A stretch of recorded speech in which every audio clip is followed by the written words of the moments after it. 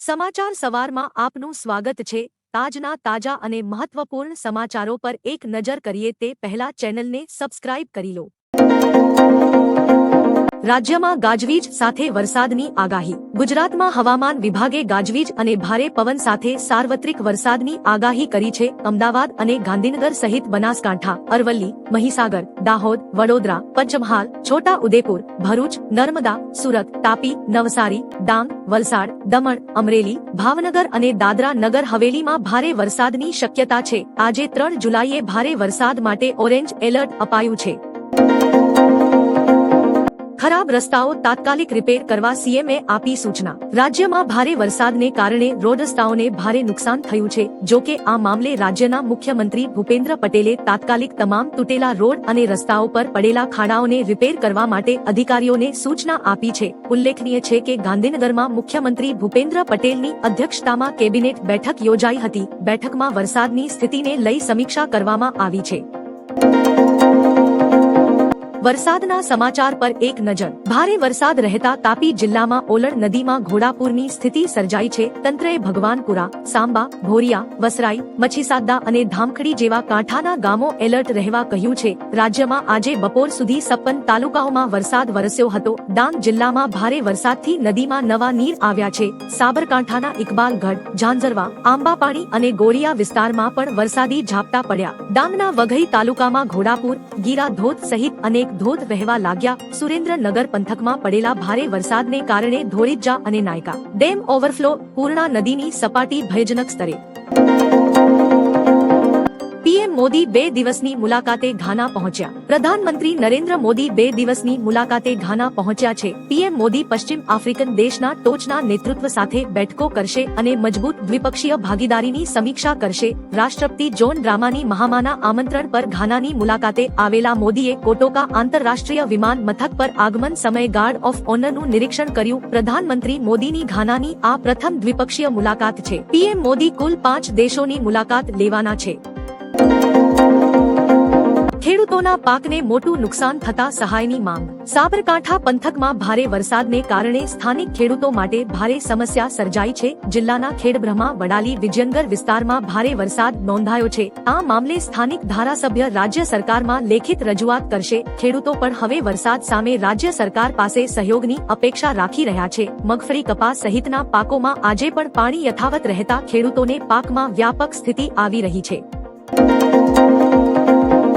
ગુજરાતની સૌથી લાંબી ઘોડાની નાળ આકારની ટનલ। ગુજરાત અને રાજસ્થાનને જોડતી અંબાજી રેલવે લાઇન પર ગુજરાતની સૌથી લાંબી 8.72 કિમીની ઘોડાની નાળ આકારની ટનલનું કામ ચાલી રહ્યું છે। સાબરકાંઠાના પોશીના તાલુકામાં 1.8 કિમી લાંબી ટનલ તૈયાર થઈ રહી છે, જેનો કુલ ઘેરાવો 21 મીટર છે। ટેમરોક મશીનથી બ્લાસ્ટિંગ અને સતત સર્વે દ્વારા કામ ચાલી રહ્યું છે। આ ટનલ આગામી 3 વર્ષમાં પૂર્ણ થશે, જે બંને રાજ્યો વચ્ચેનો પ્રવાસ વધુ સુગમ બનાવશે। અમરનાથ યાત્રાનો પહેલો જથ્થો રવાના। ગઈકાલે અમરનાથ યાત્રાનો પહેલો જથ્થો જમ્મુથી રવાના થયો છે। લેફ્ટનન્ટ ગવર્નર મનોજ સિન્હાએ ભગવતી નગર બેઝ કેમ્પથી યાત્રાને લીલી ઝંડી આપી હતી। હર હર મહાદેવ અને બમ બમ ભોલેના નારા સાથે ભક્તો ઉત્સાહિત જોવા મળ્યા હતા। આ 38 દિવસની યાત્રા પહેલગામ અને બાલતાલ રૂટથી થશે, જે 9 ઓગસ્ટના રોજ રક્ષાબંધનના દિવસે સમાપ્ત થશે। ગયા વર્ષે આ યાત્રા 52 દિવસ સુધી ચાલી હતી। નૌકાદળને મળશે અત્યાધુનિક આઈએનએસ તમાલ। ભારતીય નૌકાદળમાં રશિયામાં બનેલું અત્યાધુનિક યુદ્ધ જહાજ આઈએનએસ તમાલ ટૂંક સમયમાં સામેલ થશે। આ જહાજ બ્રહ્મોસ સુપરસોનિક ક્રૂઝ મિસાઇલથી સજ્જ છે, જે દુશ્મનના જહાજો અને જમીન પરના લક્ષ્યોને નિશાન બનાવી શકે છે। આઈએનએસ તમાલ એક ગાઇડેડ મિસાઇલ સ્ટીલ્થ ફ્રિગેટ છે, જે હવા, પાણી અને સપાટી પર એકસાથે હુમલો કરવા સક્ષમ છે। આ જહાજ પર મલ્ટી રોલ હેલિકોપ્ટર પણ સરળતાથી ઉતરી શકે છે। મુંબઈ બાદ હવે દિલ્હી સુધી દોડશે બુલેટ ટ્રેન। વડાપ્રધાન નરેન્દ્ર મોદીના સપનાનો પ્રોજેક્ટ બુલેટ ટ્રેન પ્રોજેક્ટ હવે થોડા સમયમાં પૂર્ણ થાય તેવી શક્યતા છે। બુલેટ ટ્રેન માત્ર મુંબઈ અને અમદાવાદ જ નહીં, હવે રાજસ્થાન અને દિલ્હી સુધી લંબાશે। દેશમાં મુંબઈ અમદાવાદ હાઈ સ્પીડ કોરિડોરનું કામ ઝડપથી ચાલી રહ્યું છે। આ વચ્ચે માહિતી મળી રહી છે કે આ કોરિડોરને દિલ્હી સુધી લંબાવવાની યોજના પર કામ કરવામાં આવી રહ્યું છે।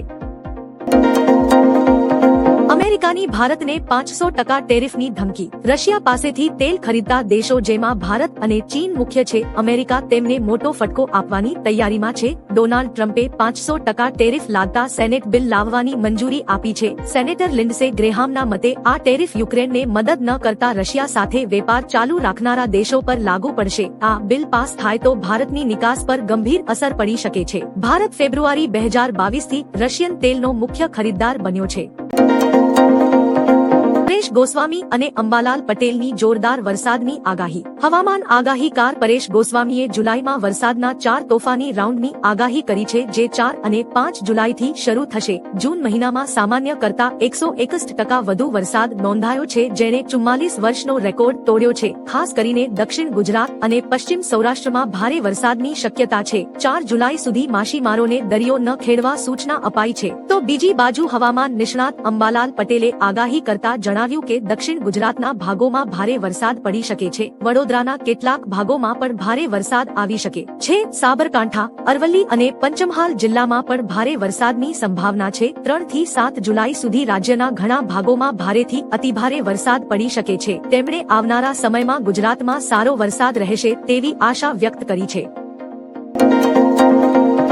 ગુજરાતની શાળાઓમાં દર શનિવારે બેગ લેસ ડે. ગુજરાતની પ્રાથમિક શાળાઓમાં 5 જુલાઈથી દર શનિવારેનો સ્કૂલ બેગ ડેનો અમલ થશે.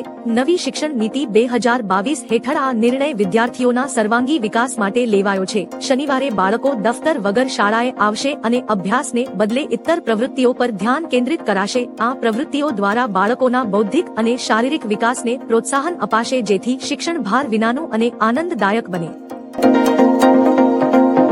ગઈકાલે 24 કલાકમાં 191 તાલુકામાં મેઘમહેર. રાજ્યમાં ગઈકાલે 24 કલાકમાં 191 તાલુકામાં વરસાદ નોંધાયો છે જેમાં તાપીના વ્યારામાં 4 ઇંચ, જામનગરના કાલાવડમાં 3.25 ઇંચ વરસાદ નોંધાયો છે. તેમજ કાલોલ, રાણાવા, કપરાડામાં 3.3 ઇંચ વરસાદ અને બારડોલી, સોનગઢમાં 3.3 ઇંચ વરસાદ ખાબક્યો છે. જેમાં રાજ્યના 9 તાલુકામાં 2.5 ઇંચ વરસાદ વરસ્યો છે. 18 તાલુકામાં 2 ઇંચથી વધુ વરસાદ ખાબક્યો છે તથા અન્ય તાલુકામાં અડધાથી 1.5 ઇંચ વરસાદ થયો છે.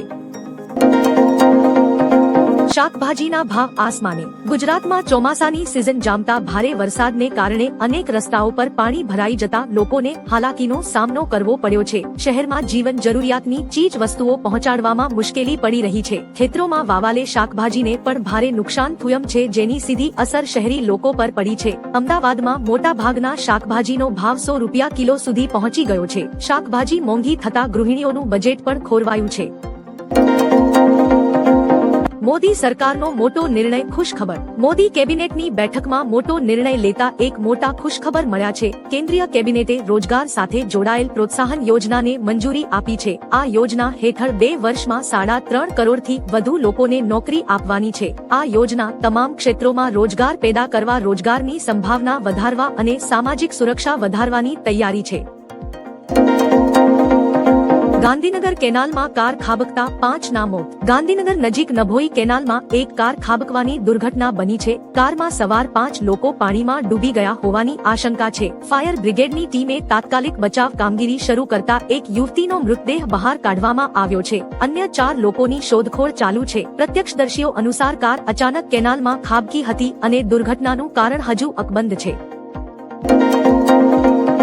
4 જુલાઈએ ભારે વરસાદની આગાહી. જુલાઈમાં કયા કેવો વરસાદ પડશે તેને લઈને હવામાન વિભાગ દ્વારા એક આગાહી કરવામાં આવી છે. આગાહી મુજબ 4 જુલાઈથી ગુજરાતમાં ફરી એક ભારે વરસાદનો આ રાઉન્ડ આવશે જેમાં ઉત્તર ગુજરાત, મધ્ય ગુજરાત, પૂર્વ ગુજરાત, દક્ષિણ ગુજરાત સહિતના વિસ્તારમાં ભારે વરસાદનું અનુમાન છે. સૌરાષ્ટ્રમાં કચ્છમાં 4 જુલાઈ સુધી હળવાથી મધ્યમ વરસાદનું અનુમાન છે. આગામી એક અઠવાડિયા સુધી સૌરાષ્ટ્ર અને કચ્છમાં ભારે વરસાદની આગાહી છે. એલપીજી સિલિન્ડરના ભાવમાં રાહત. 1 જુલાઈ 2025 થી 19 કિલોગ્રામના કોમર્શિયલ એલપીજી સિલિન્ડરના ભાવમાં ₹58નો ઘટાડો થયો છે જેનો સીધો લાભ હોટલ, રેસ્ટોરન્ટ, ધાબા અને અન્ય કોમર્શિયલ એકમોને મળશે. હાલ 14 કિલોગ્રામના ઘરેલું ડોમેસ્ટિક એલપીજી સિલિન્ડરના ભાવ યથાવત છે. ઘર વપરાશ એલપીજી સિલિન્ડર અગાઉના દરે સિલિન્ડર મળતો હતો એ જ દર પર મળશે. કોમર્શિયલ એલપીજી સિલિન્ડરનો સૌથી વધુ ભાવ હાલ ચેન્નાઈમાં ₹1823 છે.